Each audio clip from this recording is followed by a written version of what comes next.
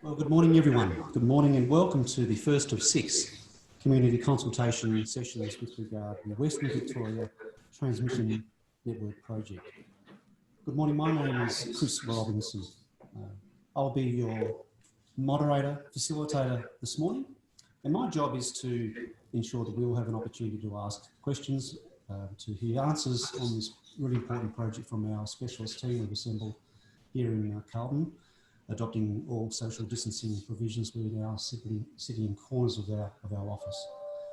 In terms of today's proceedings, I'd like to talk through an agenda firstly this morning, but secondly, share, I guess, an acknowledgement of the traditional owners on the land which we meet today in Carlton, also the traditional owners of land across Victoria where this project may be located and you may be sitting with us today.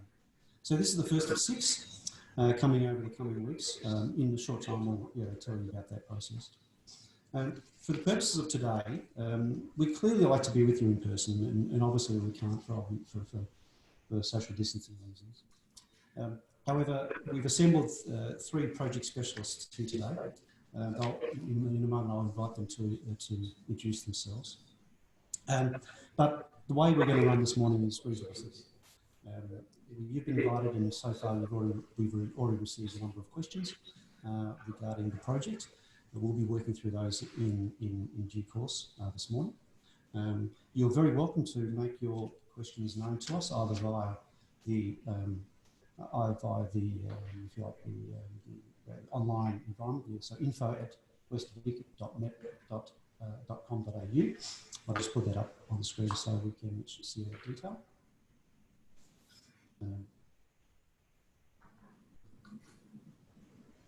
Good. So that will be the process for us to submit questions today. All guests, and I think there's over 50 of you already who've joined the webinar, which is great. Your microphones are on mute, and that's for the purposes of the panelists being able to hear each other, and also to reduce background noise. 50 or so, maybe 100 or hundreds would certainly cause some concerns in terms of the auditory environment. We are recording elements of today's webinar, and that will be edited and published on the website in the coming weeks. So as I said, questions can be submitted via the info email, but also on the chat function, which is the tool tab in the middle of your screen. Now, rest assured, if we do not get through all the questions you pose, and there's a very high likelihood that will be the case, our team back of house here are recording every single question, and the project team has committed to assembling those questions and providing answers in a coordinated fashion over the coming weeks and months. So I think that's really important acknowledgement. And when you do submit your question, can I invite you to write your question as succinctly as possible, because I will be asking those questions on your behalf. I am independent of the project, but I'm here to look after your interests as best we can. So please write your name down, and maybe an area of your location or postcode, so we can cross-tab that against the project site. Now, as I said, if we don't get through questions, all the questions today, they'll be sent through. And finally, if we do receive questions that are offensive language, or otherwise, we'll clearly not be answering those questions. So that's the process for today. The agenda is reasonably simple. In a moment, I'll invite our panelists to introduce themselves. There will be a short presentation by the project director, Francisco, and then we'll open for questions. And we've been hearing many amazing questions so far. But firstly, before we get into those, I'd like to introduce the members of our team. So firstly, Francisco, good morning and welcome to the forum this morning. Can I invite you to introduce yourself and your role on the project? Good morning, Chris. My name is Francisco. I work for Osnet Services. I'm the project director. Great. Thank you very much for joining us.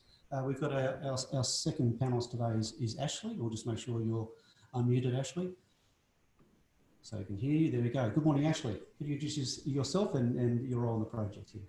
Thanks, Chris. Good morning, everyone. I'm Ashley Clifton, and I'm the Project Development Manager for the Western Victoria Transmission Network Project. Great. Thank you, Ashley, for joining us today. And our final panelist this morning is Tara. Good morning, Tara. Good morning, Chris. My name is Tara Horsnell. I'm the Planning Environment Lead for the Western Vic Transmission Network Project. Right. So I'm responsible for environmental assessments and environmental approvals for the project. Thank you all very much. Now, slower and louder. So a couple of things. We'd like to make sure that we get through as many questions as we can today, but important that we, before we jump into the questions, Francisco, provide you an opportunity to talk through the basics of the project, the timing of the project, what has been decided and what has not been decided. Really important because we've been receiving, or you've been receiving inquiries as to the status of the project and when things or not things are going to happen. So I'd invite you to talk through those elements if I could. So before we move on to the slides, I would like to provide a little bit of background on why are we doing this? Why are we building this transmission line? Well, the Victorian electricity network needs an expansion. The Victorian electricity network was created decades ago with a focus to transport electricity mainly from the Rock Valley, where the brown coal mines were and the big power plants were, to transport all that electricity mostly into urban Melbourne, and then to have all the branches going out to supply electricity to regional areas. That electricity network was based on a centralized model where all the electricity generation would happen around the hub, and the skeleton and the branches of the network would supply different parts of the state, mostly the urban area around Melbourne. The world is moving away from that model. So it's not a centralized electricity generation world anymore. It's a distributed energy generation now. Also, we know in a decarbonization environment, we need to reduce the carbon intensity of our grid. The Victorian electricity grid has been, until very recently, the most carbon intensive in the world on a carbon tons per kilowatt hour generated basis. That decarbonization process is going to result on some of those coal-fired power generators being closed down. Some of them have already shut down, and there will be a move into clean, affordable, renewable energy. Western Victoria has a world-class wind resource. And in order to harness that wind resource, in order to be able to take advantage of it, to generate clean and affordable energy, the electricity network needs to be strengthened. So this is one of the projects that would allow that electricity network to be capable to transport that electricity. It's not dedicated to any specific wind farm. It's not dedicated to any specific generator. It's just a strengthening of the network as a whole to be able to take that current and future generation in Western Victoria. And given how integrated the network is with the rest of the states, it will also contribute to reinforcing the entire east coast of Australia in terms of the electricity grid. Okay. So perhaps, Francisco, in the interest of making sure we get through as much as we can today, perhaps in the interest of making sure we get through as much as we can today, you have a short presentation about the project, and I invite you to talk us through, and I'll make sure that gets up right now. So before we do, Francisco, there's clearly a lot of questions that are coming through already. And back of house, we're already receiving comments and questions. So for those who are submitting, thank you very much already. Our back of house team are assembling those as we speak, which is fantastic. And it seems as if there's lots of questions already about the project route, about why can't we follow the Western Freeway as a route, and simply why can't this infrastructure, which you rightly said is critical for the Victorian network, decarbonising the economy and decarbonising the energy system, why can't you put it underground? So we'll come to those as we go through today. But in terms of the project, you're very welcome to talk us through the project timeline and what are the next steps. Yeah, so there are two main stages for this project. Construction, which is the second one, will not start until late 2022. It's what's expected and planned for.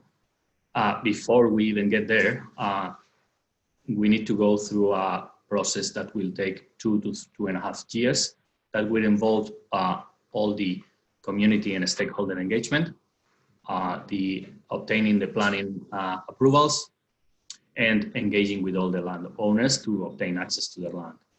Now, as I said, we are just at the beginning of this process. We are this is the first of 6 community, at a minimum, 6 community engagement sessions. We are starting to gather the information that we need to come up with the least impactful project that we can achieve in order to get to that common goal that we were describing before. We want to strengthen the Victorian grid so we can obtain clean and affordable renewable energy. Once we start construction in 2 years' time or so, that will take 2 to 2.5 years. And we are expecting to complete the project by mid to late 2024 or around that time, late 2024. If you can move to the next slide, please. So in terms of all the planning and approval processes and how we are narrowing down from an area of interest down to a final defined route with specific tower locations, there are a number of stages that we need to go through. So first of all, the one that's already completed, we determined that project area of interest, and we did that only based on desktop work. So we did that from an office before we even started engaging with anyone. Now, what we are doing now, we are pretty much at step 2. We want to obtain as much information as we can from councils, from state government, departments, councils, government agencies, and first and foremost, the community and the landowners in that community. And that is the reason why we started approaching the landowners. We acknowledge that maybe our timing or our approach to that has not been the best possible. We acknowledge that, but we are just at the beginning, and we definitely need that engagement. We want to talk to the landowners. We want to talk to the community. We are eager to obtain that feedback. We have already received almost 1,000 people have already put out at least, I think, 1,000 pins in our map with pieces of information. Someone wrote there that there is an eagle's nest in his property. That's what we need. We need that information. People are asking, what's going to happen with my farming if the transmission line ends up in my land? We want to go and talk to that person. Just yesterday, we were visiting some landowners in the area of interest. That's what we are doing now. We're at the beginning of that process. We want to gather all that feedback, all that input, all their contributions, all the local knowledge from the community and councils, entities, clubs, associations, community groups of interest. We want all that. We're really keen on having that engagement. And again, this is one of the channels that we are using. There are several channels that can be used to share that information with us. There is a website where we have a phone number, we have an email address. We can come and talk to the landowners. We have that channel, that map in the website where they can leave their information. All of those are really open for obtaining as much information as we can from the community and anyone who's concerned about the project. Now, once we continue all that engagement, we will be able, and we obtain all that information, we will be able to narrow down from the area of interest to something that will look more like a corridor. And it's with that corridor that we will continue going through our planning and approvals processes. That will happen from starting mid this year. It will take around a year and will be closely related to all the planning processes, state and government, and also the ones related with planning and with cultural heritage. And it's then at 2021 where we will submit that final route as part of the planning process through the government process, and there will be a formal opportunity there, formal and official opportunity for the community to provide submissions or contributions about that route that will be assessed as part of the planning process. And we can talk in detail about that later on with Chara about how is that going to look like. But that's a formal process. The project process, if you wish, is open, has started, and we are desperate for feedback and for input, and that's what we are for. I suspect there's no shortage of feedback coming your way at present. Francisco? We are receiving all sorts of phone calls, emails. As I said before, we are near 1,000 pins in that interactive map. And we are responding to as many of those as we can as time goes. And as I said before, we are even already visiting specific landowners with a specific concerns about the project. So, Francisco, could you talk us through why overhead transmission lines? What's the nature of why we've chosen this solution for the challenges ahead? There are three main reasons why we are doing overhead lines here and not underground. First one is that this is the standard approach in Australia and internationally because of the voltage of this. So it's a 220 kV line between Bolgana and the Bolgana wind farm and allocation north of Ballarat to be determined. And then it's a 500 kV between that location north of Ballarat and the Sydenham terminal station in the fringes of suburban Melbourne. Those ratings and also the capacity, the amount of electricity that is going to be transported by those transmission lines. There are only few instances that you can count with fingers in one hand in the world where short sections of lines of these characteristics have been, or specifications have been built underground. And even those were, as I said, for very short sections and for very specific reasons, like because they had to be built through heavily or densely populated urban areas. So in this case, for 500 kV, for example, there is no example of any underground line in Australia. That's the first reason. The second one is about the environmental impact. So the overhead line has a limited footprint and it has flexibility. What I mean by that is that the direct impact is limited to the tower locations and their close environment. That in the one hand limits the footprint, the ground disturbance of those towers. And secondly, we have flexibility to microsite them. We can move them around to avoid certain specific sensitive areas of environmental sensitivity, cultural heritage, for example. The footprint or the ground disturbance of an underground line is of a completely different magnitude. We are talking about digging a trench which may be 10 to 15 meter wide, 2 to 3, 4 meter deep, along hundreds of kilometers in regional Victoria. The impact in a number of aspects, not only about the trench itself, but also, for example, the cable. Thank you for that. So that's how it looks like when an underground cable is built. The impact of the construction, it's not limited to the size of the trench itself. As you can see in that picture, you need to affect quite a significant wide area in order to bring in the heavy equipment and the machinery that you need to put that cable underground.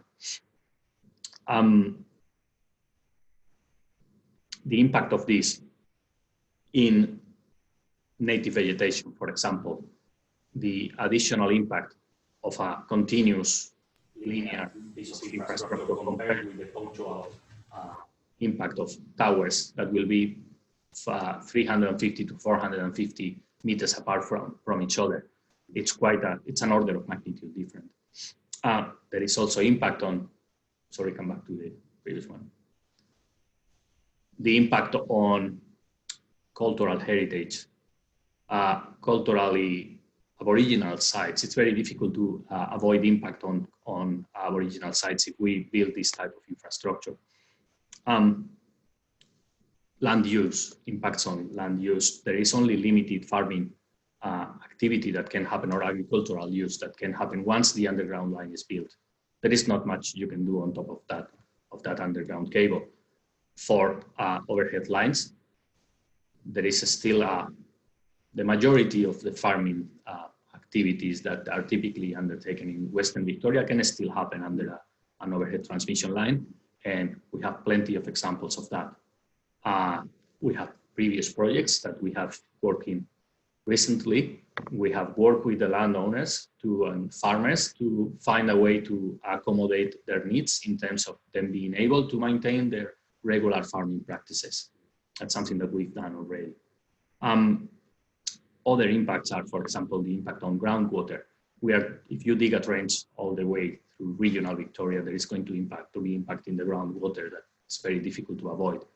And the amount of traffic during construction, we are talking about the need to move like 10 times more soil dirt for an underground operation than if we build an overhead line. And same thing during operation. The underground cables are more prone to failure, require more frequent maintenance, and require access. So those joint pits that I was mentioning before to join the different sections of the cable that will be there every 500 or 600 or 700 meters, so that there will be hundreds of those.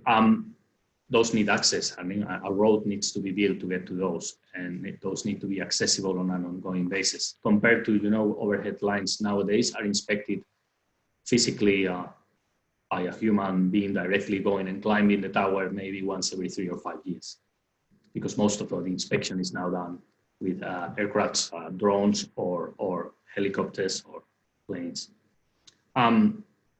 Also, on the environmental impact side of things, I have to say that not everyone that we've consulted with is favorable to an underground solution. It's not the universally accepted better solution for this project. We've had feedback from farmers who have been exposed to underground cables in other parts of the state, smaller than the ones that we built anyway, but they know that the impact of an underground cable within their land would be much greater than an overhead line, and they are not, they wouldn't support an underground solution.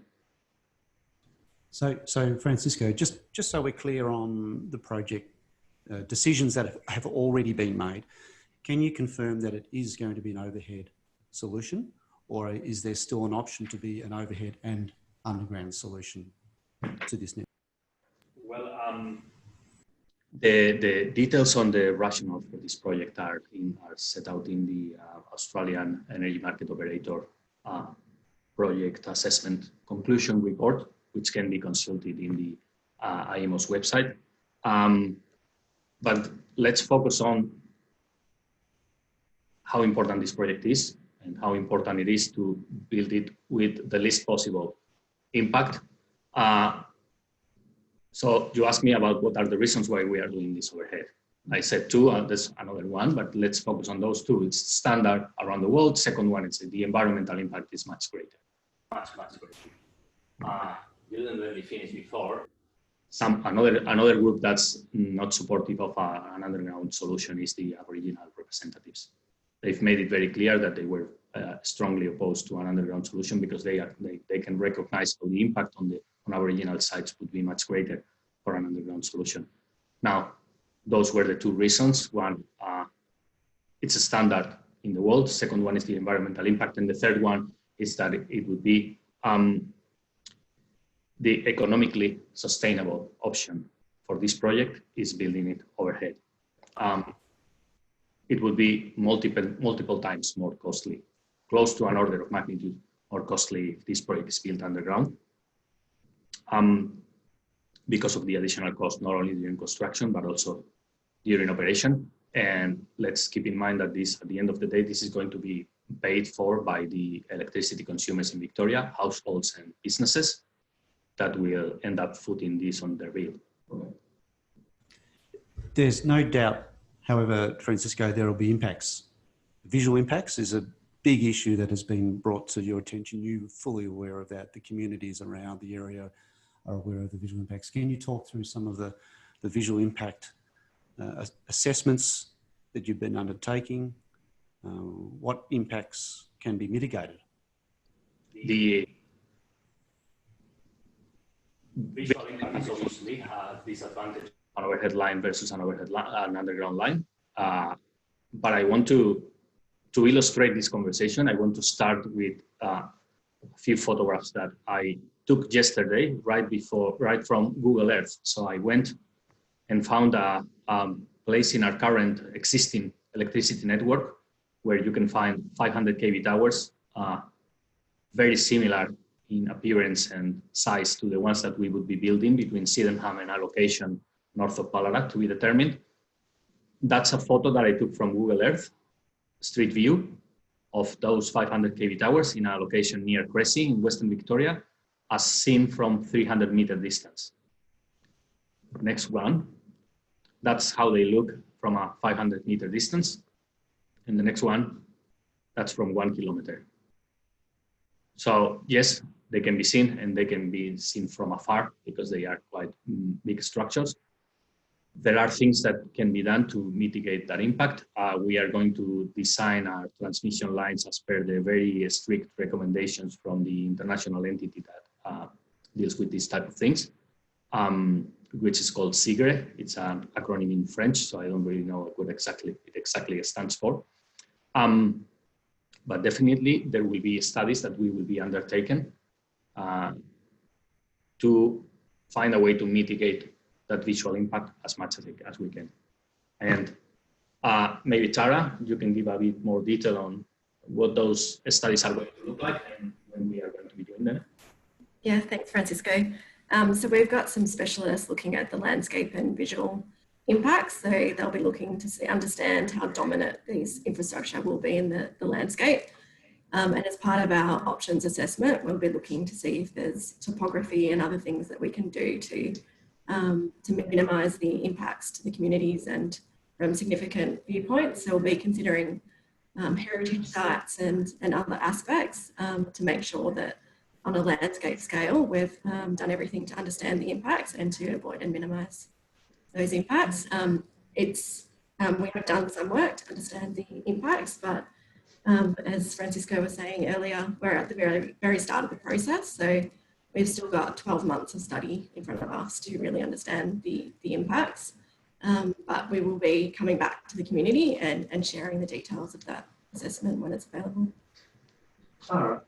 From your experience and the industry's experience delivering such large infrastructure, what is an example of a visual means to mitigate the impact, or they're very large? Like what typically is the solution you might see in this project or others to reduce the visual impact of these things? Yeah, you're right, they are very large. So one of the key things that we'll be looking at is positioning of the infrastructure within the landscape. So if there is topography that we can position the transmission line infrastructure so that it's sort of hidden, so that from key vantage points, it's less dominant in the landscape. So that's one of the things we'll be looking at. And as we progress through the study, we'll be looking at, all of the different mitigation options that might be available to us. But they are very large towers. So I think the key starting point for us is really to position that infrastructure within the landscape to minimise those types of impacts. Thank you, Tara. Francisco, there's more than just the towers in this project, isn't there? There's other infrastructure that's part of this development. Could you continue and share what your thoughts? Yes. So there will be an extension to the existing Sydenham terminal station that will be built. And there will be a new terminal station that will be built in a location to be determined somewhere north of Ballarat. It's north of Ballarat because the extension to the network that we are building needs to connect to an existing line that currently goes from Ballarat to Bendigo. And that's why it needs to be somewhere north of Ballarat, overlapping that line. We have a photo there of a recently built terminal station in Western Victoria. That's called Haunted Gully Terminal Station. This is what it would look like. This photo was taken before the landscaping had been completed. So there is a screening. There will be trees and vegetation that will be planted around that terminal station to try to kind of merge it with the surrounding environment. But apart from that, this is what it would look like once it's built. I have to say that this is being brand new. All those steel structures are really are very bright, reflect light and are very bright. Once that few months later, once that steel gets a bit older, it's not as reflective. Now, one of the things that can be done to mitigate visual impact is build the towers and all those steel structures straight away from non-reflective steel. So there's a coating that can be applied to the steel to make it as non-reflective as possible to begin with. But yeah, this is what the terminal station is going to be looking like. So in terms of the questions that we've been receiving in, the questions that we have received and we're very aware of is often about the route selection, the study area. Are you able to describe, has a route been selected, Francisco? What is the area of investigation? There seems to be a lot of misinformation or a lot of confusion and in some cases distress about the decisions that may or may not have been made. So could you clarify for purposes today? Great answer is no. We are at the beginning of the process, but I'm going to let Ash to elaborate on this, on the area of interest corridor route. I'll just share. Thanks, Francisco. Thanks, Chris. Look, yeah, as Francisco has said, given the project is at such an early stage and really at the start of the process, we don't have a project route. We don't know where the location that the infrastructure will be placed. What we do have is an area of interest, and what we're working through at the moment is to gather as much information as we can and to really understand this area of interest. We're continuing to undertake desktop investigations and gather further information in that way. But the other important aspect is we really want to engage with the community and give the community the opportunity to tell us what's important within the area of interest and provide us with valuable information that we can then feed in to this process and allow us to refine the area of interest down to a project corridor. And as part of that process, come up with a project corridor that has a minimal impact on the landscape and the community. On the screen, you can see the area of interest for the project. And you can see that it starts at the Bulgana terminal station and works its way in a westerly direction to the Sydenham terminal station. Within this area of interest, the width and the dimensions, they do change.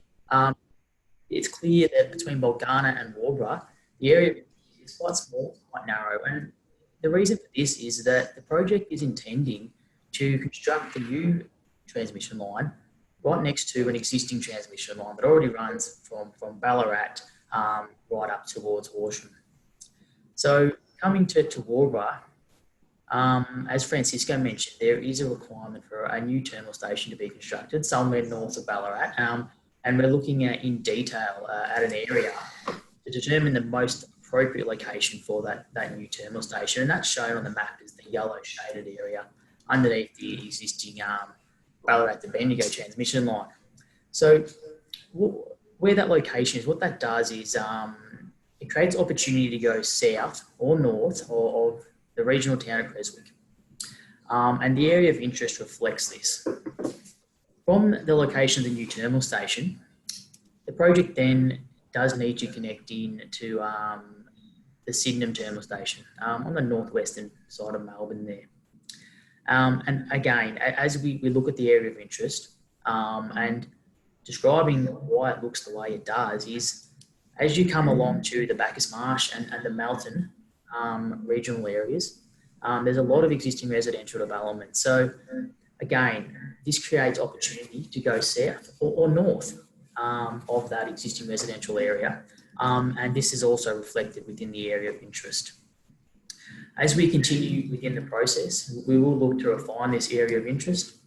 We'll continue the desktop investigations. We'll continue to engage with the community and look to gather all the information to allow us to make informed decisions and refine this area down to a project corridor that does really minimise the impact on the landscape and the community. Thanks, Ash. Look, we've been receiving lots of questions, as you might imagine, throughout this morning. But for those who've just joined us, welcome to the first of 6 community consultation programs for the Western Victoria Transmission Network project. We're finding our way with this online environment, so hopefully you've been able to just keep up, and hopefully we're getting the information across to you as best we can. Clearly, we'd dearly like to be with you, having these conversations around a table, looking at plans, but sadly we don't have that opportunity. So I'm joined today by 3 panellists. We've got the panellists, we've got Ashley Clifton, we have Tara Horsnell, and we have Francisco. Francisco is the project director.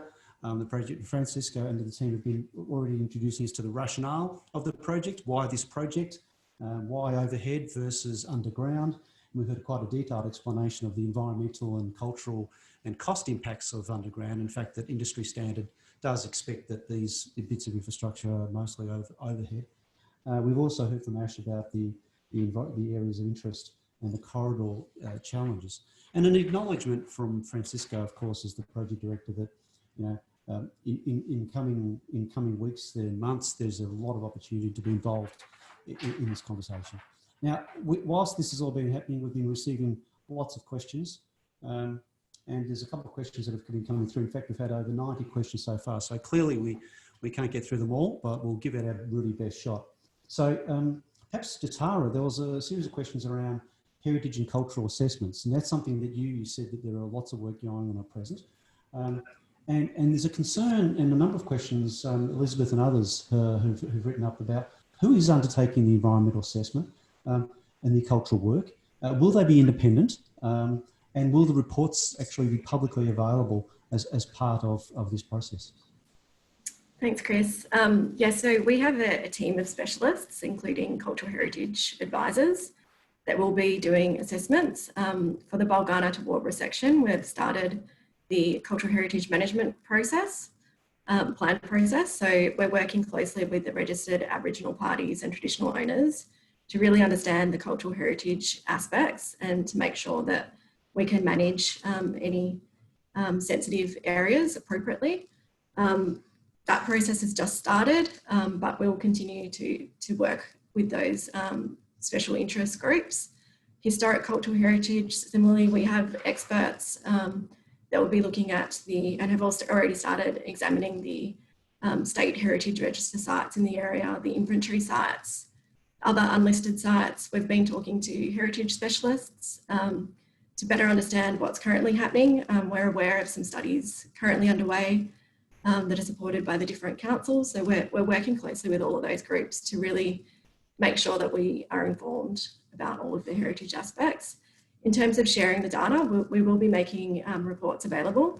There will be some sensitive information probably associated with the cultural heritage management plans that we may not be able to share, but we'll definitely be talking to the community about the key findings of those reports. Yeah, that seems to be an ongoing concern. A lot of big projects. Okay.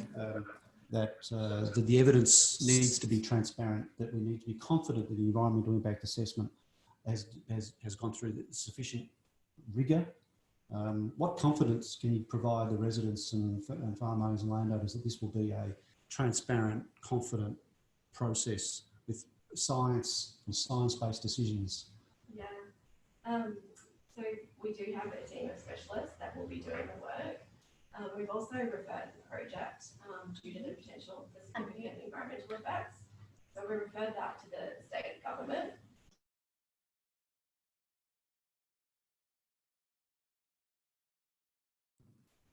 I'm not sure how much of that came through then, or if it was. Okay.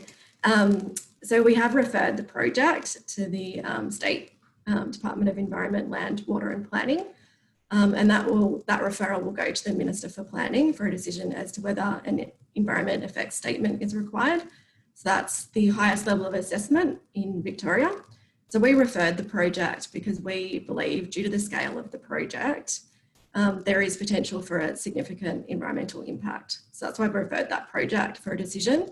as to whether an EES is required, the Environment Effect Statement. We're waiting for a decision from the Minister as to whether or not that's required. If it is required, there is a formal process. We will be engaging with the community throughout the process. There's opportunities for formal submissions to be made. There's also, at the conclusion of the assessment, there's a planning approval that's still required. And as part of that process, there is opportunities for the public to get involved and make public submissions. There's a panel, the panel process itself is actually independent. So there is definitely a lot of rigor in the process. Regardless of the Minister's decision, we'll be talking to the community throughout the course of collecting all of the information. We're talking to all of the state agencies as well. There's particular requirements that need to be met in terms of doing the surveys according to the approved guidelines and methods. So we're talking to the agencies, we're following those guidelines, and we'll be sharing the findings of those reports. So it definitely is, we'll be going through a lot of rigor, and ultimately will need to be approved by state and probably Commonwealth government. Thank you, Tara. There's a whole series of questions related to that and the influence that that might have on things such as route selection, on the final design that may or may not be permitted under the environmental conditions of environmental approvals, if that's the case. So perhaps Ashley or Francisco, could you, there's questions around, firstly, easements. I mean, why can't we use Western Freeway? Why can't we use current easements that are in place? What about the that type of consideration? Is it possible? Ashley. Thanks, Chris. Look, it's a good question, and within the area of interest, we are assessing all opportunities as we look to determine the most appropriate location for the infrastructure. And we look to refine that area down to the project corridor. So within that entire area of interest, we are looking at all opportunities. We're assessing and looking to understand existing infrastructure, other existing opportunities, and looking at using all that information to determine the location of the infrastructure and refine that area to a project corridor that really does minimise the impacts. So yeah, we are definitely looking at and considering all aspects within that area of interest, and including looking at existing infrastructure corridors within that area. Ashley, you talked about that there's a broad corridor and there's lots of landholders within those corridors. There's a lot of angst, and there seems to be some distress as to why some landowners are receiving letters and notifications and some aren't. Is there some strategy behind that, or could you describe the reasoning why the communications between the landowners is mixed? Yeah, look, not a problem. What we have done for this project is within the area of interest, we have, as part of our efforts to gather information and understand the existing conditions and the existing environment, we have started to engage with landowners. And we commenced engaging with landowners at the Bulgana end of the project and started working in an easterly direction back towards the metropolitan area of Melbourne. We've been engaging with landowners in areas where we need to get further information, understand the existing environment in further detail, and we're now working our way, as I said, in an easterly direction into the area of interest. We have communicated with and engaged with landowners in different areas across that area of interest, but we are working our way across the entire area. It is a large area of interest, and we're progressively working our way across that area of interest to identify areas where we believe we need to get further information, and then engage with the landowners and the property owners of those areas. So yes, a number of landowners have received communications from the project, and then we are engaging with a number of landowners, and we'll continue to do that as we work through the process and as we continue to understand the area. And as I said, it is such a large area of interest that we are doing it progressively, and we're working our way through it. So we'll continue to do that as we refine that large area into a smaller project. Yeah, right. So Tell me about the financial incentives or the vouchers process, and why are some people commenting that you're getting vouchers and some aren't. Talk us through why that is the case. Talk us through, what's the intention of it. Yep. And if you're missing out on that, what do you need to do? Yeah, look, as part of the engagement process with the landowners, where we want to get some further information, we are looking to negotiate access agreements. So it enables us to actually collect the information. As part of that, we're offering a gift voucher. And our intention with that is just to provide that as an acknowledgement that people are taking the time to come and talk to us, to have a conversation on the phone, meet it with one of our consultants face to face. We acknowledge that people are making an effort to come and speak with us. Those people that are happy for us to negotiate access and for us to do work across their property, there may be a small inconvenience. And we're just trying to acknowledge that and provide a goodwill gesture to sort of say that we appreciate the time they've taken to talk with us, to meet with us, and if they have, allow us to collect the information across their property. So that's why we're doing that. I'll start with you, Ash, just for a moment, because you're on land and land issues. And Francisco, at any stage, if you feel as if you used to add something, please do so. The big questions around this infrastructure are not, they're about the visual impact we've heard about, they're about the environmental impact there, but they're also about placing infrastructure on private property. Does that mean, and we're getting a lot of concern about, can my land be compulsory acquired? Does this mean I've got no say in the matter? Can you talk us through briefly what that means? And it might be something that we take on board with other conversations. But Francisco, could you hit us off with that about the compulsory land acquisition? Do the farmers and landowners have no say? Or in fact, what is the process? Our intention is to negotiate our access and to,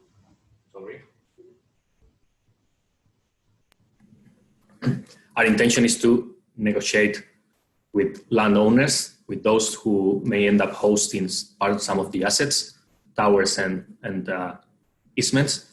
Our intention is to negotiate with them and in good terms, in good faith, negotiate and obtain, purchase the right to have an easement on their land. That is our intention. That's what we're working towards. Let's not talk about compulsory acquisition. Let's not talk about that. Let's talk about how we work together to, first of all, get that access to their land, to do our surveys, to obtain all the information we can, all the feedback we can, to allow us to work with them to find what the constraints, the specific features, the sensitivities are in their areas, what they are doing with the land. Do they live there? Do they live somewhere else? Are they farming? Let's talk to them. Let's talk to everyone. Let's, in case that the least impactful route has to come through someone's land, let's sit down, let's talk to each other, and let's find a way to agree on a fair compensation, and compensation will be fair and independently assessed. In the case that there's a minimum, hopefully a minimum number of landowners that we cannot reach an agreeable terms with them, then we would look at our ability to compulsory acquire, but that's the last resort for us, absolutely. So this is a very complex topic and one that requires really careful consideration, and we won't do it due justice on this webinar today, but what are the steps in this process? As you said, this is a regulated area. In fact, so all compensation would need to be made under the Land Acquisition and Compensation Act. I'm not an expert on this area, so what I was going to suggest is that we have one of these 6 sections specifically dedicated to the land and easements acquisition process, where we would have an expert who would be able to respond to these questions in detail as per the relevant legislation. But in general, what I can tell you is that in the compensation will be independently assessed, will be as per existing legislation, and in layman terms will look like the value of the land after the line is placed in there, minus the value of the land before the the infrastructure is placed on that land. And again, independent valuation, and all as per the guidelines of the Land Acquisition and Compensation Act. It would make sense, Francisco, if someone's got inquiries about this, about whether their particular property, needed detailed discussions. What's the best way for them to find out more about the land access options and the land? There are several channels to communicate with us that can be found in the project website. We have an amount of information there specifically related to or addressed to landowners. If they still have questions, more than happy to take their call or their email or their message. And as we said before, we have even contacted and visited specific landowners individually, and we will do that if it's required. So I think the message to everyone is it's a negotiated solution that would be by far the most preferable outcome for the project. But there are many steps and regulatory processes to go through before that can even be considered. Mm-hmm. Okay, absolutely. There's lots of questions coming through regarding safety. These are big bits of infrastructure. There's lots of concern around. We've got bushfire questions coming through. We've got fires about if you live near these overhead infrastructure, what's the hazard from EMF and EMR, electromagnetic radiation? I understand that means. So perhaps Francisco, can you start with that? Firstly, with the risk associated with living near or operating or farming near such big infrastructure. Can you describe what's the process? What are the likely estimated risks for that? And also, then we'll touch on the bushfire in a moment. First, perhaps EMR and those radiation. Electromagnetic fields from transmission lines. So let me start with saying that this is electricity and energy in general is a heavily regulated industry, and there are very strict standards that the design will need to abide by and comply with. In Australia, the body of reference is the Australian Radiation Protection and Nuclear Safety Agency, and the fact that that's the body that deals with electromagnetic field issues with transmission lines is quite concerning because it has the nuclear radiation and nuclear safety words on it. Let me emphasize that the EMF from transmission lines has nothing to do with radioactivity or radiation. It's non-ionizing emission. So there's nothing related to radioactivity here. I think there's been a bit of confusion in the community about that. So very strict regulation that we would be abiding by. We wouldn't be building our transmission lines near existing dwellings. And when I say near, the dwellings would never be within the easement. So if the easement, for example, for the 500 kV line is in the order of, say, 80 to 100 meters wide, we would never be able to put that on top of an existing a place where people live. Now, I've been having a look at the existing research, peer-reviewed research, not YouTube videos, and there is no evidence of health impact from living within a safe distance of a transmission line. It's not 100% discarded, but there's no strong evidence. Now, that potential impact is depending on several aspects. One is the strength of the field, which is related to the rating of the transmission line. But then it's also about proximity and the duration of the exposure. That the proximity one is the one that we are very safe about because the line will be designed under those very strict guidelines and clearance maintained from at any point from the transmission line. And that's all. That's one of the reasons why the towers are so tall, because at the lowest end of the conductor, we need to maintain a clearance that will be between 15 and 20 meters at the minimum. Okay, that's at the lowest point of the span in any case. Now, in order to have any kind of exposure or any material exposure to that, someone would need to go and stay there and live underneath, right underneath the lowest point of that span. That's obviously not going to be the case. Also, looking at some research, I can tell you that the exposure to an electric blanket or a hairdryer is higher than the exposure to living even 100 meters from a transmission line. So heavily regulated industry, very strict standards that we will be abiding by, and not material scientific evidence that these transmission lines have any impact on human or even cattle health. I asked the second part of that question there, Francisco, about the bushfires, and a number of submitters have asked questions about that AusNet yourself faced a class action due to the infrastructure starting a fire in 2009 in the Black Saturday, and there's concern about what are the implications of that type of sparking along this easement. And the Royal Commission suggests that all future power lines go underground. AusNet Services is the owner and operator of the transmission network for the entirety of Victoria. This is a transmission project.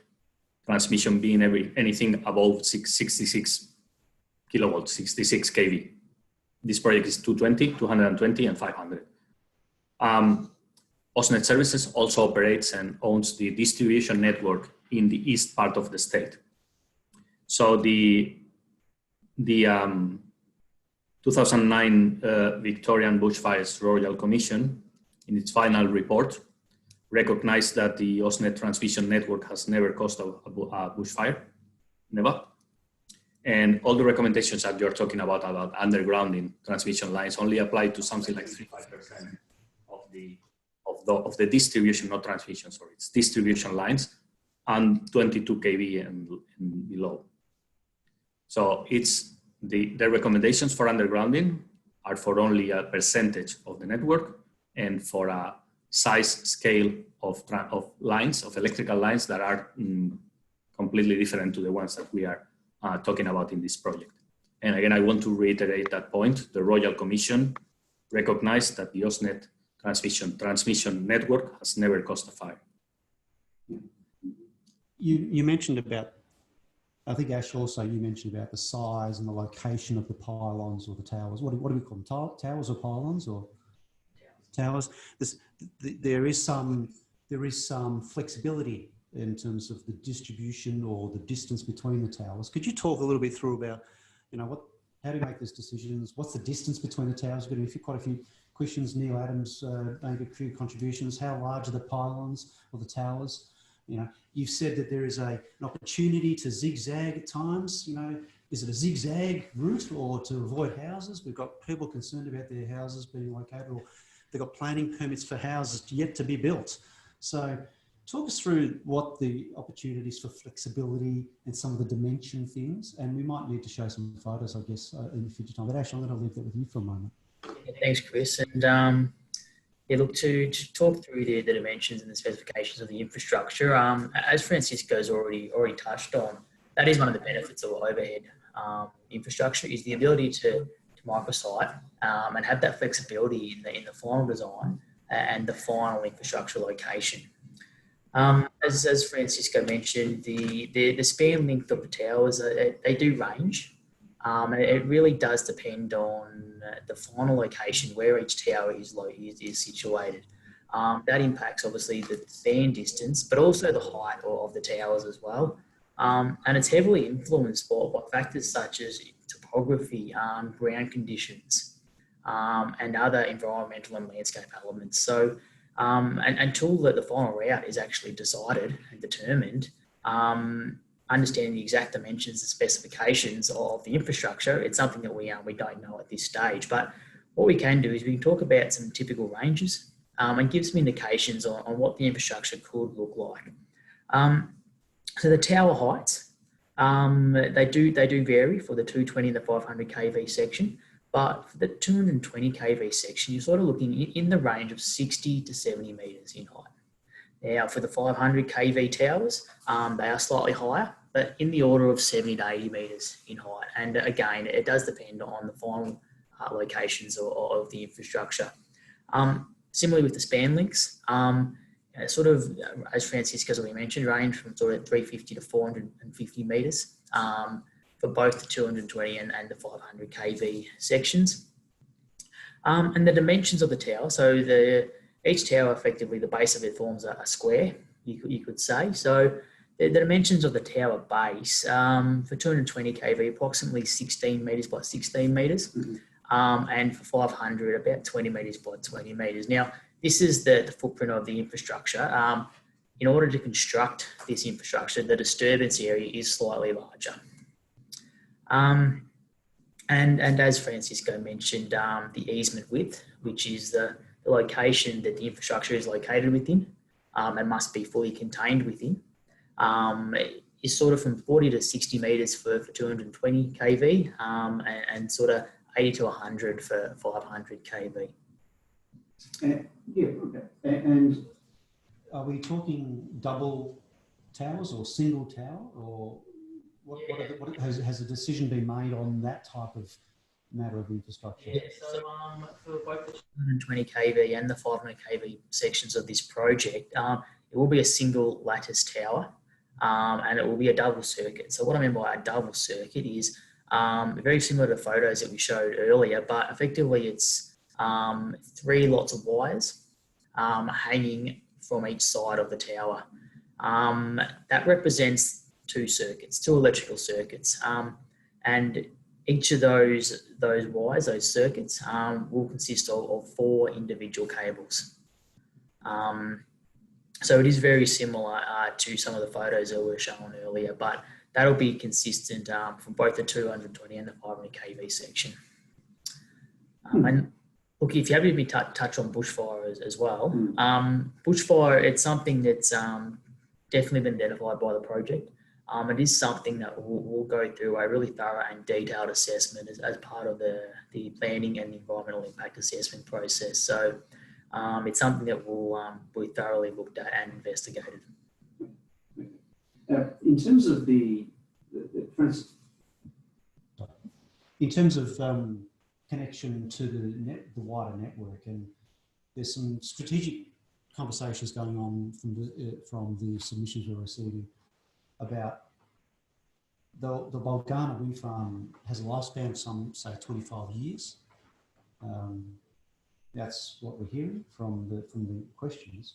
Does that mean the easements are only as valid as long as that wind farm in existence? Would the easement be a permanent feature in the landscape, or does it get turned off once the wind farms that they're necessary to join up and connect made redundant?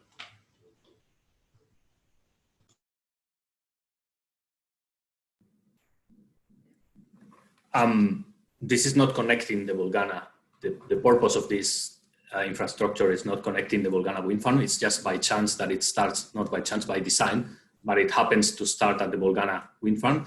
It doesn't have anything to do with this being dedicated to the Bulgana wind farm. So the existing land, if we can go back to the area of interest map, please. You can see the existing network in there. So you see the blue line on the northwest. It keeps going. That's the Bulgana terminal station, but the line keeps going north. So that goes all the way up to Horsham in very northwest Victoria near Mildura. So even if the Bulgana wind farm ends up being decommissioned whenever, in 20 years time or 25 or 30, the network will still be there. And the network, this project will still be servicing that part of the state, and something will replace that wind farm, and the network and the infrastructure will still be required to service that part of the state. Thanks, Francisco. We've got in the order of, let me just make sure. Just looking through the questions we're receiving, we've had over 160 questions and comments coming through. So our team back of house are busily trying to consolidate these into some areas that are representative of the questions that we've been receiving. Ashley, you talked about some of the spans, the longer span. You talked about the variation on that. A lot of people are interested in the horizontal, the sort of zigzagging, what that might mean. How nimble is the route to avoid sort of high environmentally sensitive areas, culturally significant areas, properties, farm assets, crossings, etc. Could you describe whether it's effectively a straight line with a marginal sort of movement left to right, or is there actually a significant opportunity to move away around culturally important assets?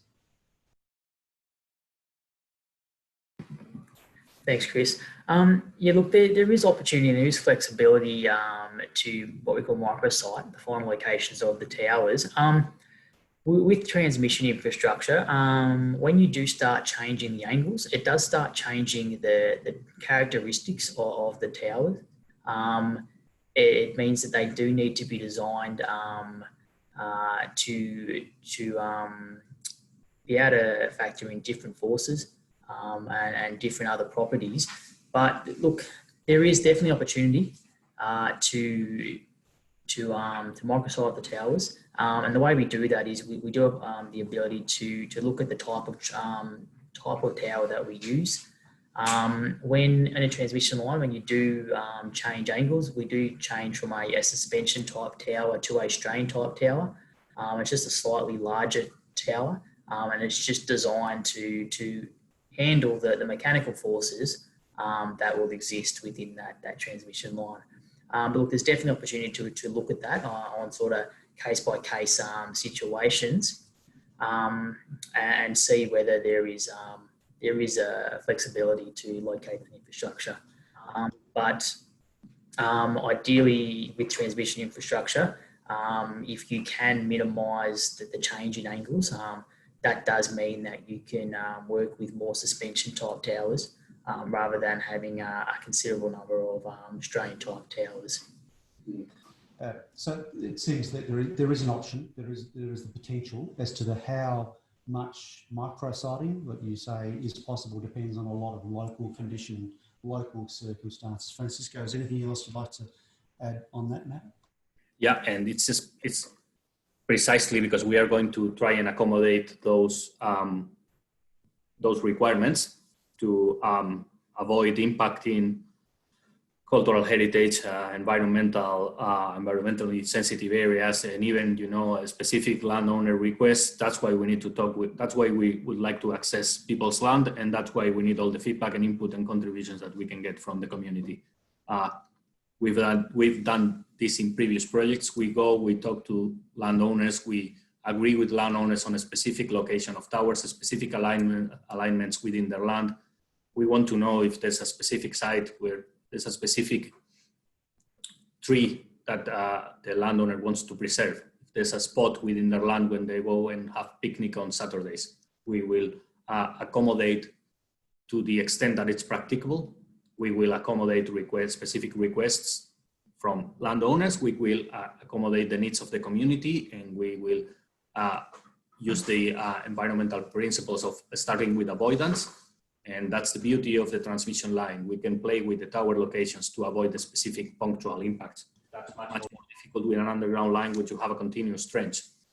So if we have a sensitive, say, cultural heritage area, we can locate it between two towers. We can have it in the middle of the span and we don't touch it. We don't need to touch it at all. If we have a trench, big trench that needs to go, you've seen the photo before. We have a big trench that needs to go somewhere, and there is that's the way it's going to look like, is that there will be a cultural heritage site, a patch of native vegetation, a dwelling, historic heritage site, and we will need to play with all those. A continuous trench makes that very difficult, whereas micrositing of towers provides the flexibility to deal with that type of challenge. So it strikes me from what you described this morning that the project is at such a stage that you can't confirm the location of the towers, in fact the size of the towers, because of the detailed investigations are still undertaken on the land. culturally significant sites, the community important sites, the socially significant sites, or other such things. Once you know that information, you'll be able to determine the best span, the best size of the towers, the best micro siting, and the best final solution. Is that the situation right now? I'm not sure if actually touched on this, but the average span will be around the 400-meter mark. So could you just say that again? 400 metres of a span between towers. Between the towers. So it will be around the average. Okay. They will never be too close. They cannot be much farther away from each other than that. But that's the rule of thumb, around 400 meters from each other. So someone with a piece of land that's 1 kilometer long will have no more than 2 in the land. So we're hearing reports, guests this morning at home are saying that they're hearing reports in the media that they'll be 50 metres tall, but Ashley, you said they could be between 60 and 70 and 70 and 80 metres tall, depending on the final design. Which should we believe? Yeah, look, thanks, Chris. Look, the dimensions that we're discussing this morning, they are a good indication of the range in size of this infrastructure, as you were just mentioning. And until we determine the final location of where the towers will be sited, we don't know the final height and the final dimensions. But given the type of infrastructure, the ranges that we've discussed today are a good representation of typical heights for this type of electrical transmission line. And just tell me, it's always good to compare things, right? It's always good to see something that is, talking 80 metres is rather difficult for a regular person to understand. And you've showed some example photographs earlier, Francisco, but are there assets or there towers in the near vicinity that our guests and our local residents and traders and others could visit and say, this is similar to what they're proposing? Are there examples that you could share today and then follow up afterwards? Yeah, look, definitely. Part of the existing transmission network is already at the 500 kV voltage level. So a good indication of what the 500 kV transmission line could look like is the existing transmission line that effectively runs from near Geelong right down to Portland or Haywood down there.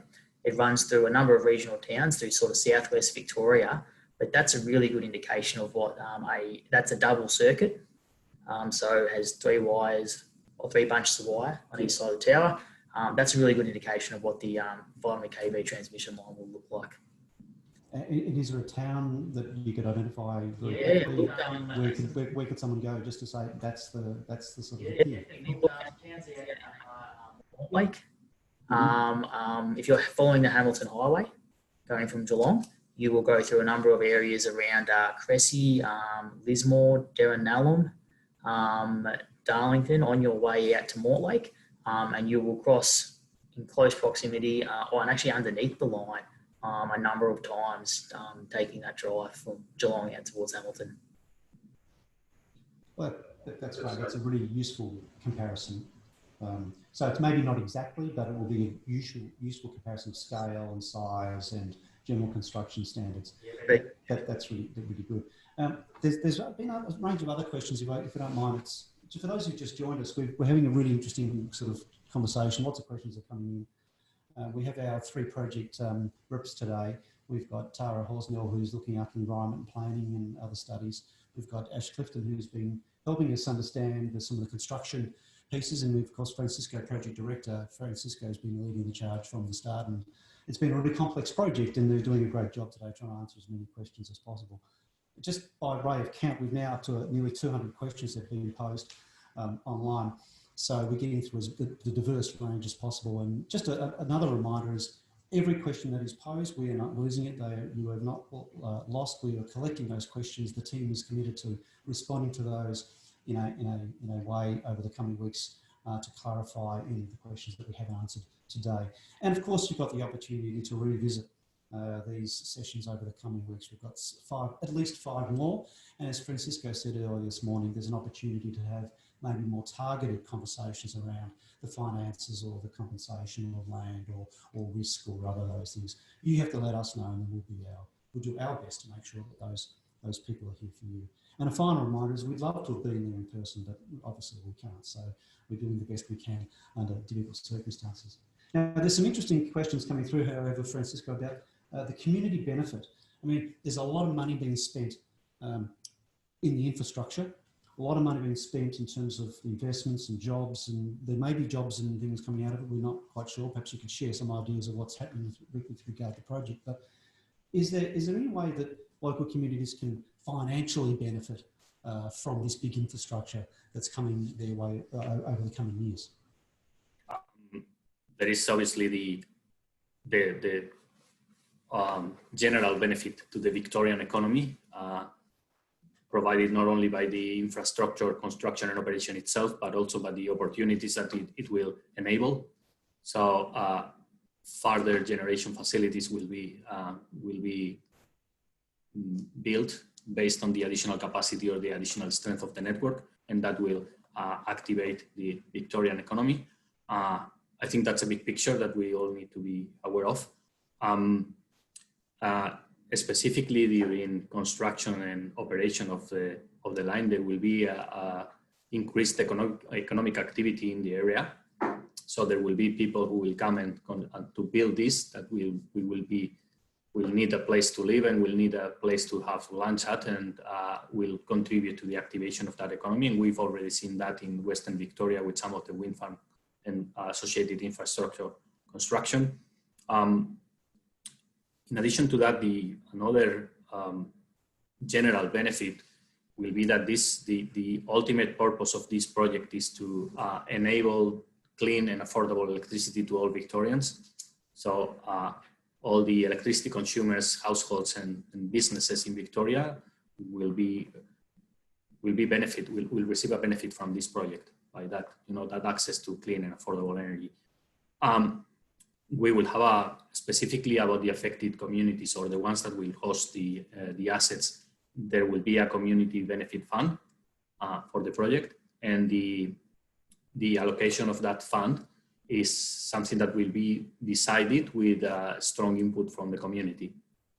We are at the earliest stages of the process, but there will be a specific strategy and there will be specific activities that will deal with how is that fund going to be distributed, for what purposes, for what parts of the alignment, and in which type of activities. And we are more than keen to listen what the community has to say about that, what they think would be the best way to spend that money.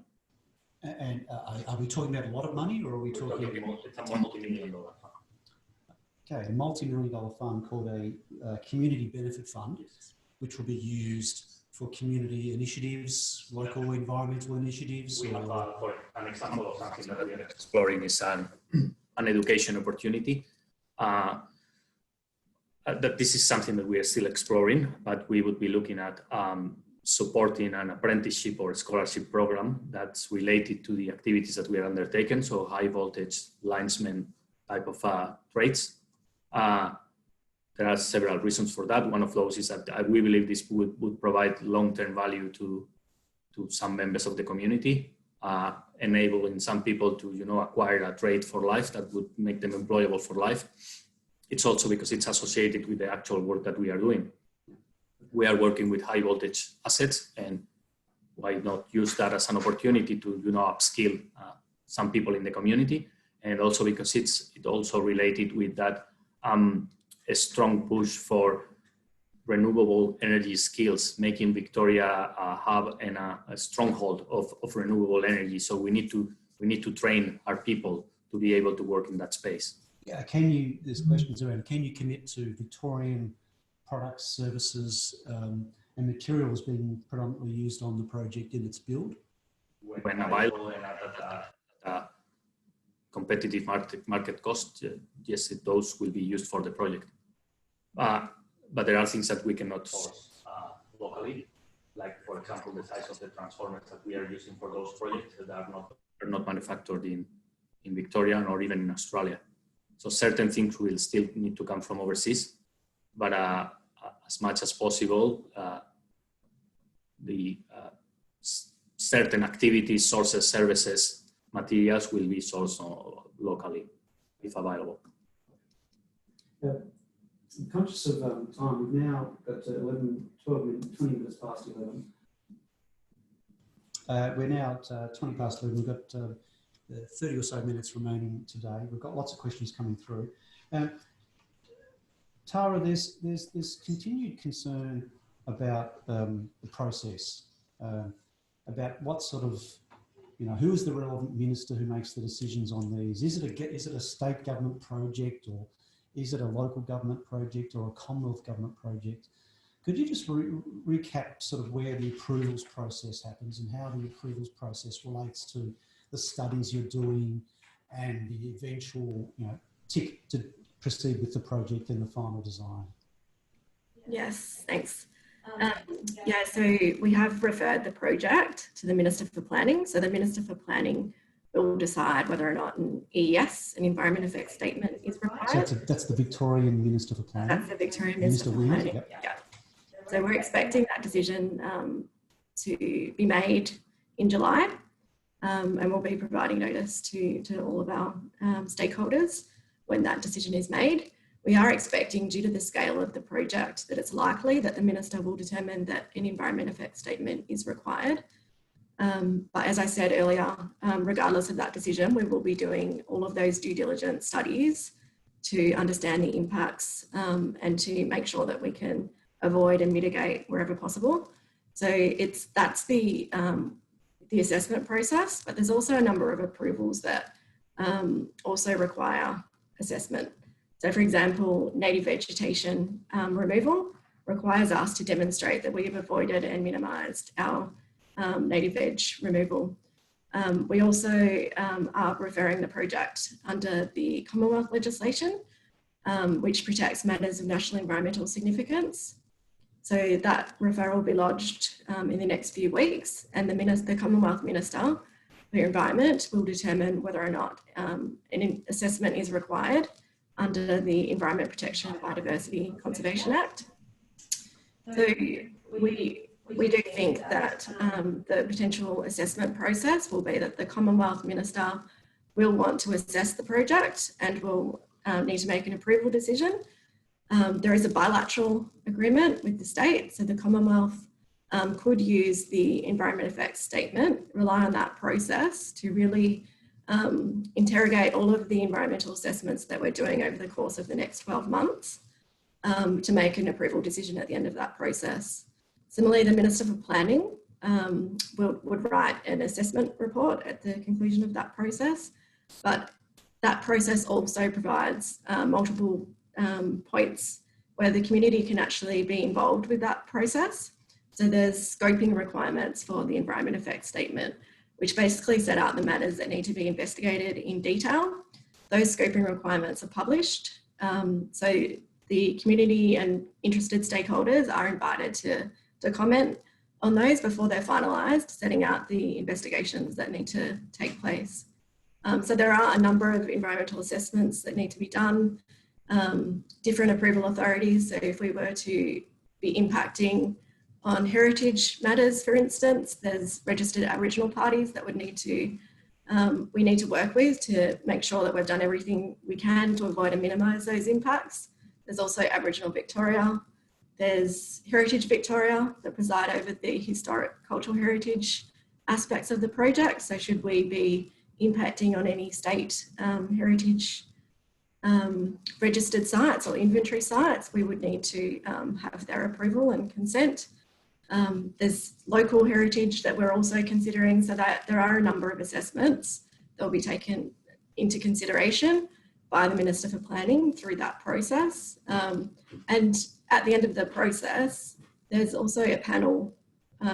So there's an independent panel that would be formed, and that panel would assess the submissions. So the community and stakeholders will have an opportunity at the conclusion of all of those environmental studies that form the Environment Effects Statement to make a submission and to be heard in a public inquiry process.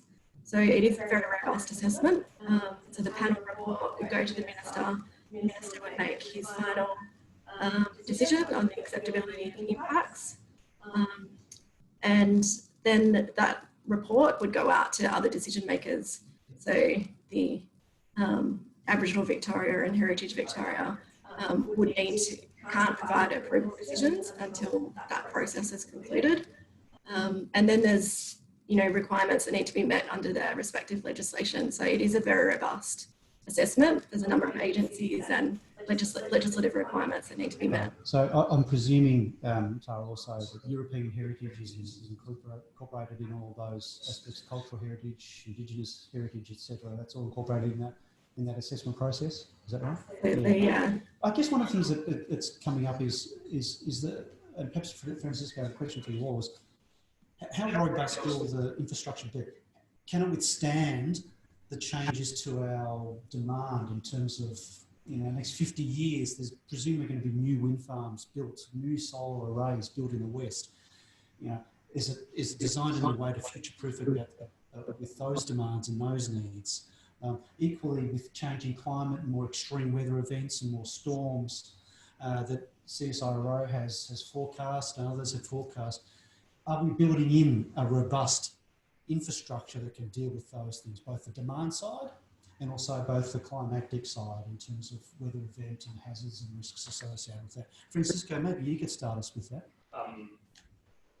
Yeah, thank you, Chris. In terms of the ability to withstand changing climate events, as we were mentioning before, the electricity industry, the energy industry is heavily regulated, and this project is going to be built to the Australian international standards and legislations, which are very strict in terms of the design requirements, and those standards are evolving.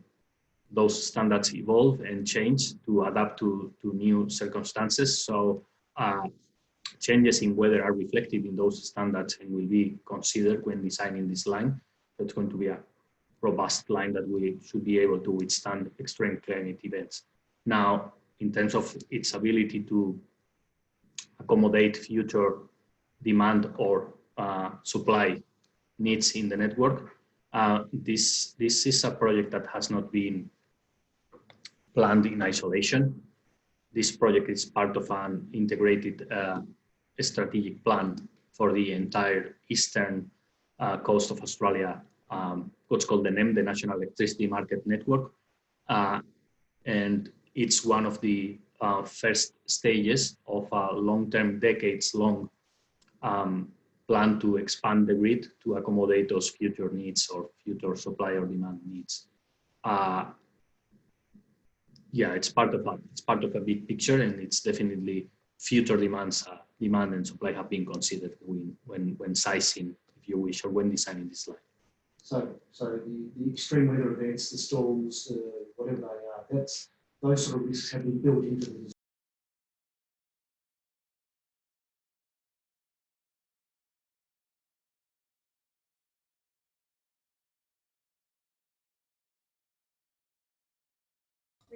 Thank you. So the ability to connect these solar farms or wind farms to the broader eastern network, like Snowy 2.0, is that all part of the thinking that connects why this, almost to the new interconnector to Tasmania?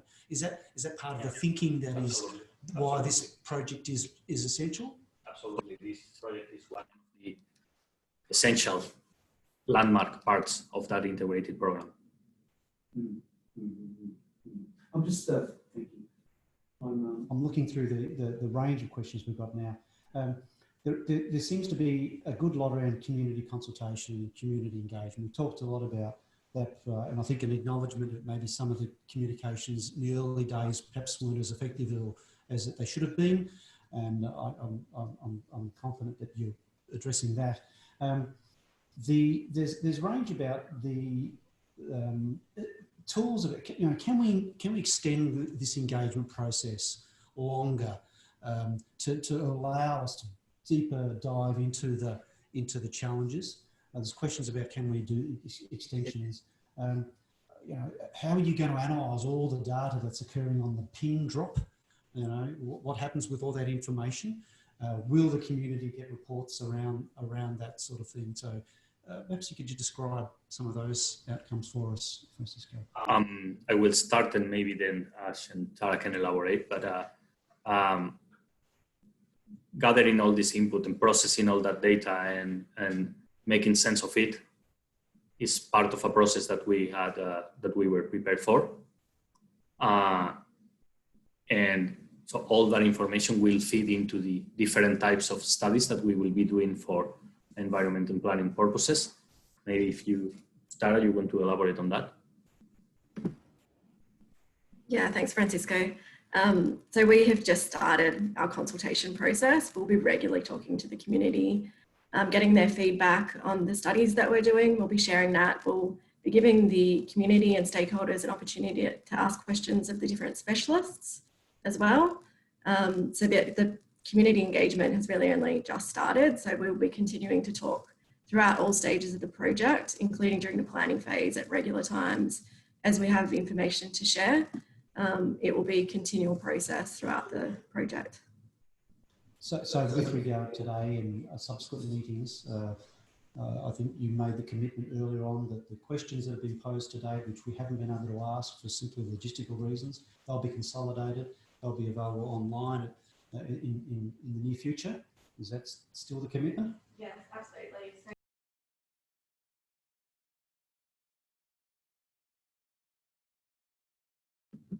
Sorry, I didn't realise I was muted then.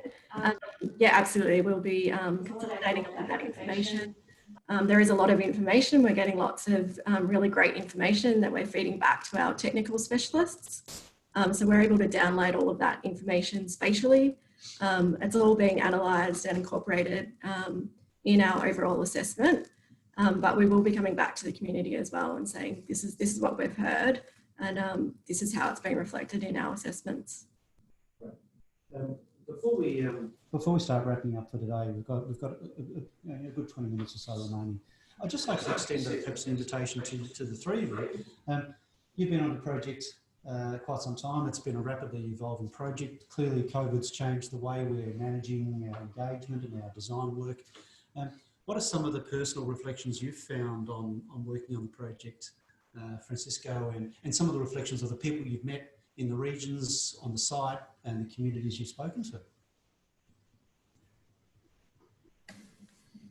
Thank you, Chris. I think what I've one reflection I can make is that I found that in general people are supportive of the ultimate purpose or the ultimate goal of the project, which is the decarbonization of the Victorian economy. We are conscious, we're very conscious, and it's front of our mind that there will be impacts to specific members of the community. And for those people, obviously, those long-term big picture benefits are not as relevant as the specific impacts that hosting transmission lines, infrastructure within their land or near where they live, maybe second, to their personal impact and in their livelihood or to day-to-day lives, obscures the bigger picture benefit for the wider community.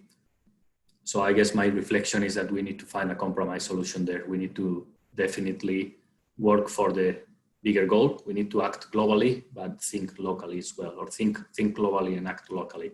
We need to be aware of the impact that we are making in people's lives when we work, while we work together for the common goal, for the big picture, which is, as I said, enabling clean and affordable renewable electricity. It is a big opportunity here. Victoria used to be the manufacturing hub of Australia because of the availability of cheap electricity from brown coal in the cheap energy, brown coal in the Latrobe Valley, and natural gas in the Bass Strait. Now, in the transition to a cleaner economy and in a global economy, that manufacturing is disappearing from the state. Now, the pandemic seems to be an opportunity to bring, given the disruption in supply chains internationally, there is now a reflection about bringing manufacturing back to more closer sources, local sources, in order to have any chance of having a manufacturing industry in Victoria, we need access to clean and affordable electricity. We are lucky enough to be able to replace that brown coal with world-class wind and solar resources. And in order to integrate those in the energy system, we need to invest in infrastructure.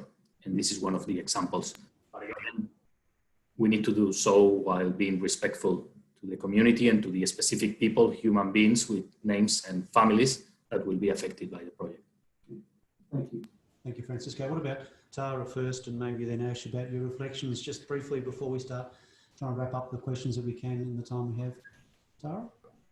Yeah, I think people are concerned about where we're at with the project, and concerned that we've already made decisions ahead of time, and that there isn't a long process to go through before we will be in a position to actually get approvals for the project and that sort of thing. So I think that's been my biggest reflection, and yeah, just reiterating, we're only at the start. We've got a long way to go. We're doing all of the environmental studies we've started, and we'll be coming back to the community and sharing that information. And Ash, what about yourself? You've been busy trying to work on the engineering in many respects. What are your reflections on the challenges of this particular site?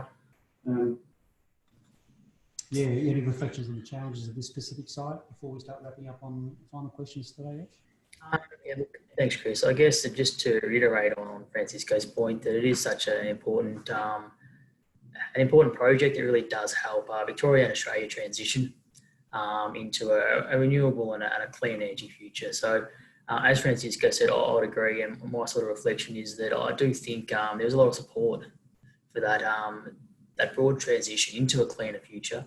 But really want to acknowledge that a project like this, there will be impacts. We will have to make trade-offs, but to ensure that we will be going through a very rigorous process.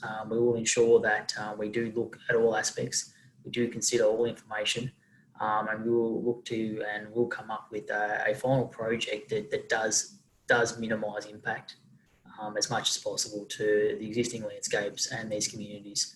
And we really do value the feedback and the communication that we're having at this point in time. Yeah.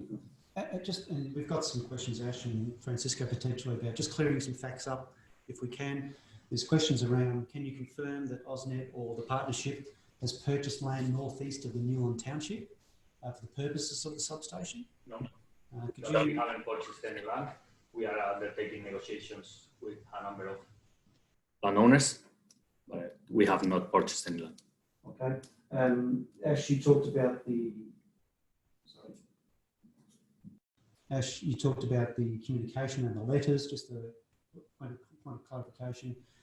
Whilst you say that there's no preferred alignment, when the communities got together, they described that those only people who've been communicated were effectively in a straight line.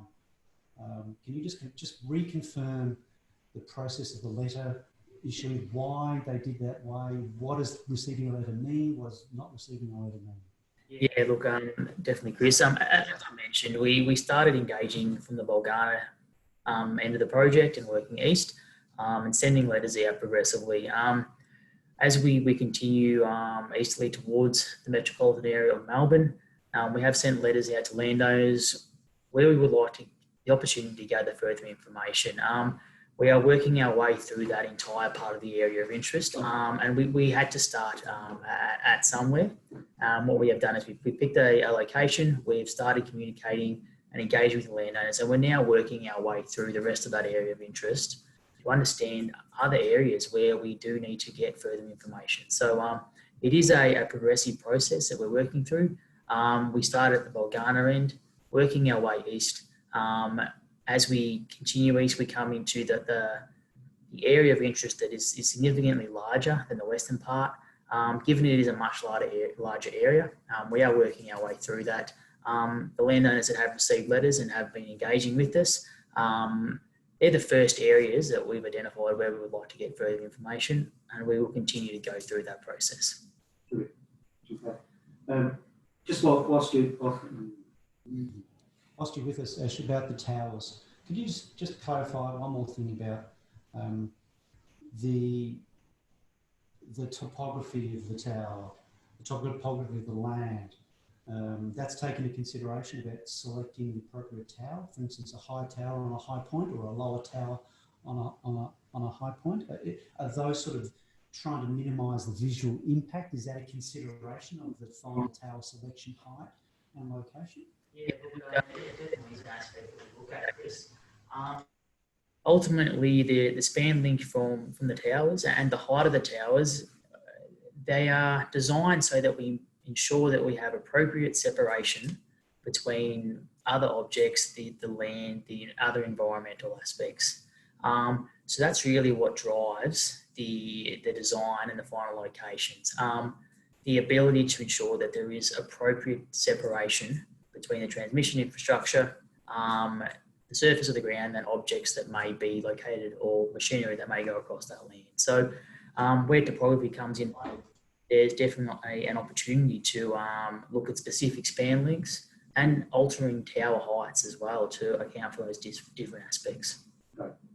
We've got quite a few more, Francisco, but there's a couple about connections to other wind farms in the area. So connection to other wind farms in the area, so Murabor and others. So what's the potential of this infrastructure to provide opportunities to connect with others? We talked a bit about future proofing for other energy generation opportunities that exist in the future, but is there a plan at this stage to do any more connections than what is currently scoped? Once the infrastructure is completed, it will provide an opportunity for further future wind farms that are on the planning stage at the moment to connect to the network. It's as clear as that. Clear as that. Tell me there's a big question though, and I think you started off this morning about the cost. You know, the undergrounding is a cost, yes, compared to above grounding. Some multiple factors of cost. Now, a number of people have submitted today saying, look, isn't it better that, you know, that the cost apportioned across the millions of residents, millions of Victorians, rather than those affected few, would be a better spend of money? Effectively, the question is, isn't it better for millions of residents to bear a small increased cost of infrastructure instead of the small amount of farmers and residents being impacted to the tune of hundreds of thousands of millions of dollars of lost land value? So it's a complex matter. So I think the question is posing, why should an individual, small number of farms be subject to such a high level of loss of land value compared to a small price paid by all Victorians to go underground? The loss of value may be comparable from an undergrounding or an overhead line perspective. So it's not much difference, or there may not much difference really, and the landowners will be compensated. So it's not like they are paying for this as opposed to the public paying for the difference. So I'm not sure if that's the question. So it's not like the landowners that will be affected by the infrastructure are going to bear any economic cost. They will be compensated for the infrastructure being on their land. I suspect in the coming sessions and offline, there's more work required to talk through the compensation process, how the community benefit fund may or may not work. And you said yourself that that's in the early days of discussion with local councils and others about how it's designed, how it's funded, how much money goes into it, how the money is then distributed for what projects. So could you know, is there a timeline when that, because I know that sort of process works with wind farms. You know, wind farms have got a history of doing community benefit funds. Are you expecting it to be managed in a similar way to a wind farm community benefit fund, or is it just simply work in progress at present? The way the fund is going to be allocated will be decided in close consultation with the community. Given that we haven't started that process yet, I cannot tell you whether it's going to be similar to a wind farm or different, because we want to know what people expect and what their input is and what their expectation and what's the specific, I don't know, requirement, the specific needs that we could be fulfilling, or what are the areas of where we could allocate that fund best. Yeah. Okay, so that's the important thing to acknowledge. And if people have suggestions about how it might operate, or what's a good example of how it could, would you be pleased to receive those submissions? In principle, we would like to dedicate that fund to long-term value and activities as opposed to short-lived contributions of any kind. The idea would be to provide long-term value to the communities. So if there's community members tonight or this afternoon listening in, your encouragement would be just acknowledge that that is work in progress. You're going to be working on that. That's a commitment by the project. Right now, there's nothing yet concrete proposed. We will very soon be communicating to the community on what the channels will be and the forums for them to contribute to that process. Good, thank you. Lots of questions coming in still in the time we have left. Strategic route selection. Some really interesting ideas around. Have you considered a different corridor route, right? For instance, north of Ludeberg State Forest, or where there's much fewer private property to be impacted and lesser population densities? Is that part of the scope, or are we committed to this scope in the project as described today and through the project documentation? So that would depend on whether that's within the area of interest or outside of the area of interest. In terms of that, in order to avoid the state forest, we will need to go all the way north, and it will be like double or more than double the length of the estimated length of that 500 kV section. Mm-hmm. Within the area of interest, we would still look at any possible options, and we really welcome suggestions and feedback from the community. We have already received some suggestions about going things that or alternatives, options that we have already thought about, but it's encouraging when those possibilities are also supported by the broader community. So anyone who has a very strong view that the line should go somewhere, we are more than happy to listen to that. And that's very valuable feedback and input, and that's what we are here for, to collect and gather all that information. Clearly, the project has caused a high degree of interest in affected communities, those with a passing interest and those who are directly affected by the potential route of the easement. And it's not unreasonable to expect that many members have felt a degree of anxiety or distress about the proposal. What processes are in place to deal with those individuals who have maybe experiencing a significant level of distress or anxiety about this project? Francisco?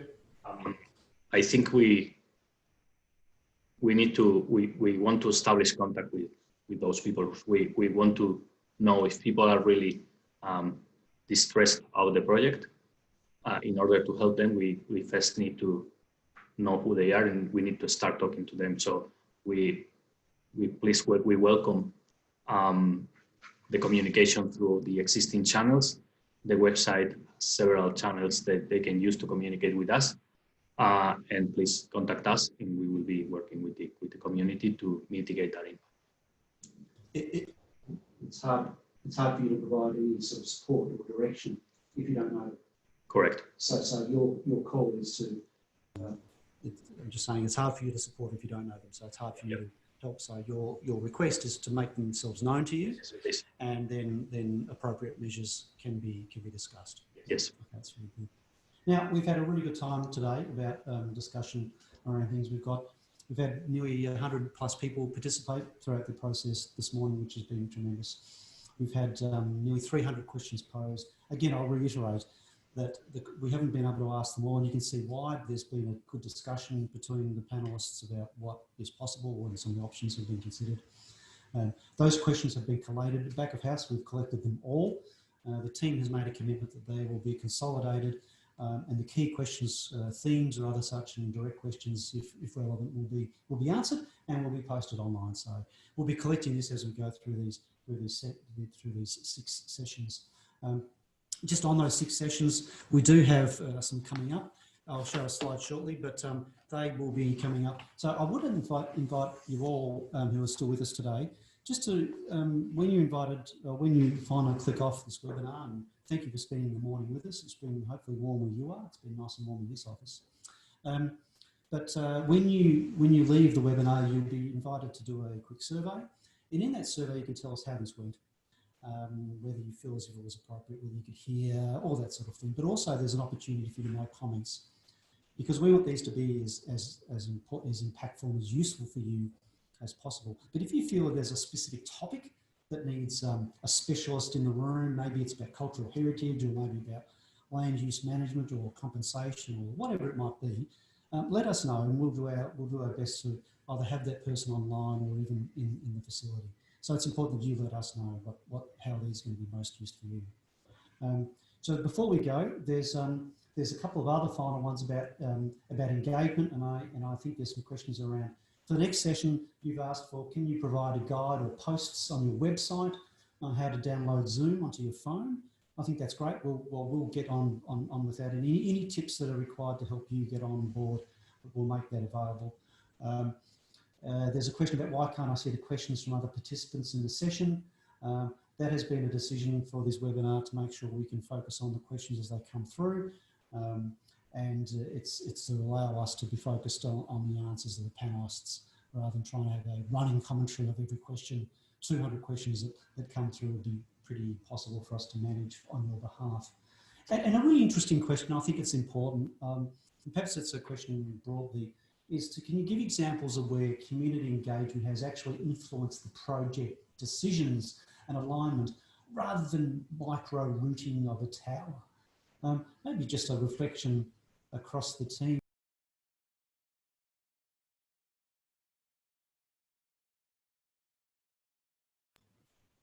Where effective engagement has actually made significant changes to the project delivery, the scope, the direction, or the construction.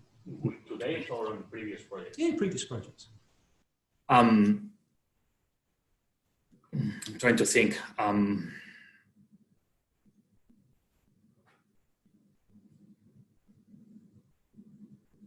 Or maybe an example of where. Well, what could happen in this case is that if we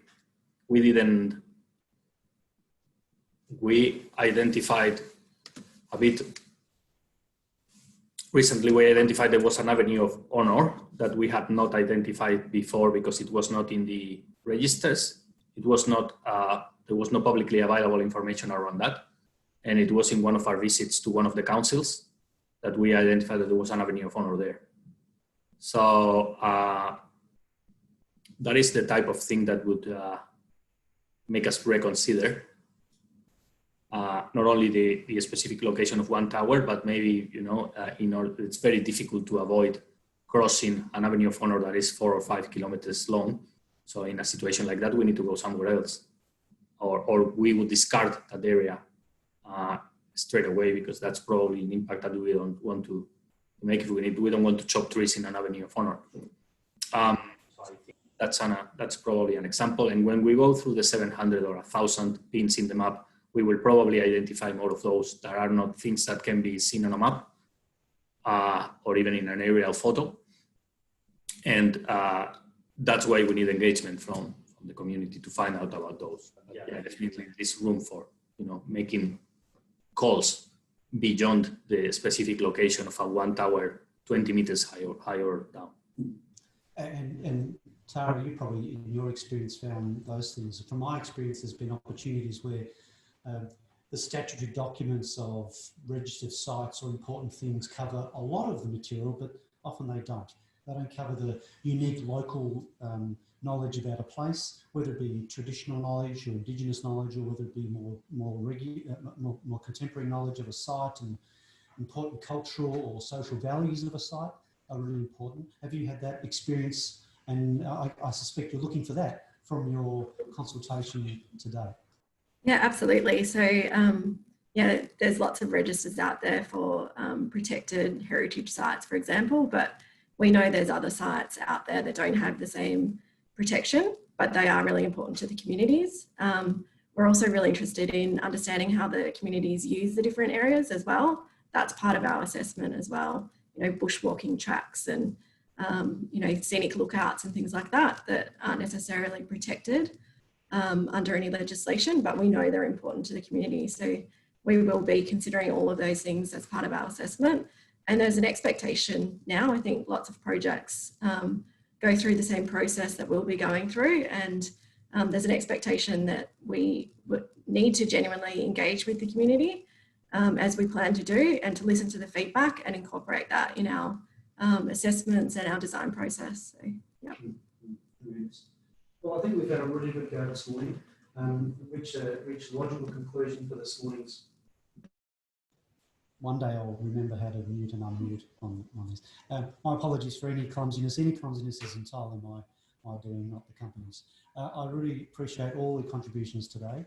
I will show a slide on the next steps of the project and just highlight these. So firstly, thank you for attending today. Our next session is on the this coming Tuesday night. You'll see myself and others from the team. But then they roll out, and all this information is on the website in terms of the key dates. Thursday the 9th, again next Saturday the 11th, Tuesday the 14th, and then Thursday the 16th. And as Francisco said, this is the minimum number of sessions we'll be holding. We'll be holding others if there's a need to do so. And I would really encourage you all to make sure that you give us feedback in terms of the types of topics you think need to be covered. Over the coming days and weeks, we'll be consolidating the questions you've submitted, and we'll be making sure that they get documented in an appropriate way and posted online for you all. So again, just a reminder, info@westvic.tnp.com.au is an email directly to the inboxes of the project team. I'd like to really extend a big thanks to our project panelists today. We had Francisco, who's the project director. Francisco did a great job of trying to describe the complex projects. So thank you, Francisco. Thank you, Ashley, from the technical team in terms of design and other areas. And Tara, thank you for your contributions today on environment planning and process. On behalf of the whole team, we wish you a very big thank you for your contributions today. We've had many people come and go, hundreds of people popped in today. So we hope it's been of use. We would really like to see you, at least hear from you next time. And that's on Tuesday night. And if you haven't done so already, get online, put your post, as Tara said, drop your pin about the most important cultural values of the sites you think are really critical, and be involved in the community and engage them as best you can. Let others know about these programs. We want to get more people involved in this. And finally, I'd say, on a personal note, I'd like to thank you all and spending your Saturday morning with us, whether you've been sitting in the car, whether you've been sitting propped up on the kitchen table, or whether you've been sitting in your own home office. It's been great to have you with us here for the Western Victoria Transmission Network project. So on behalf of the team, I think we're done. Anything else? Ashley, Tara, Francisco? Yeah. We're all done. Okay, thank you, and bye for now.